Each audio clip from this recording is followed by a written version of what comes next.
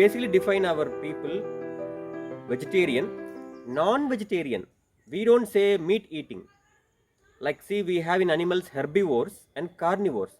Herbivores eat plants, carnivores eat animals or meat. We don't say we belong to vegetarian and animalarian. No, vegetarian, non-vegetarian, because we understand basically we have to eat something what grows on this earth.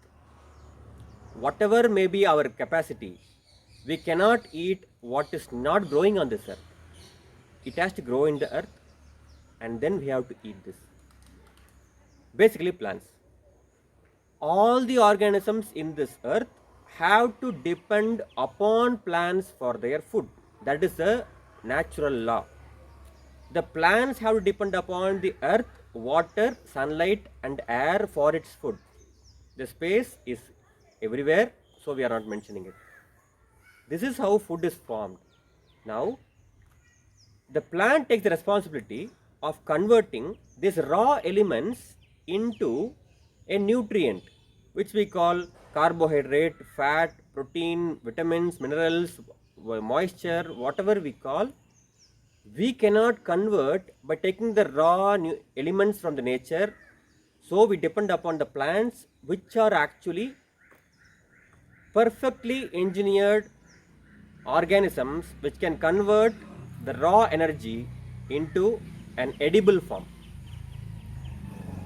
We are all consumers and dependent upon these plants.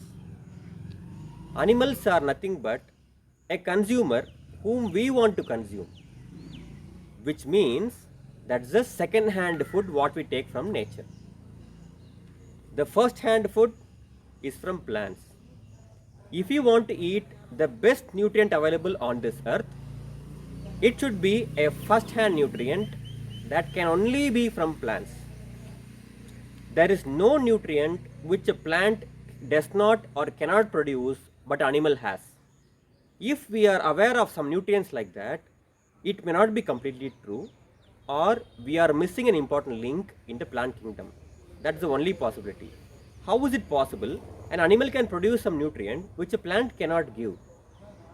Which means if the nutrient required for us, we should also be having a way to produce that nutrient, because in nature we are all created in nature to be self-sufficient, self-efficient, interdependent for some other requirements, not for food requirements.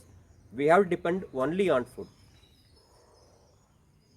So, am I telling you to be vegetarian?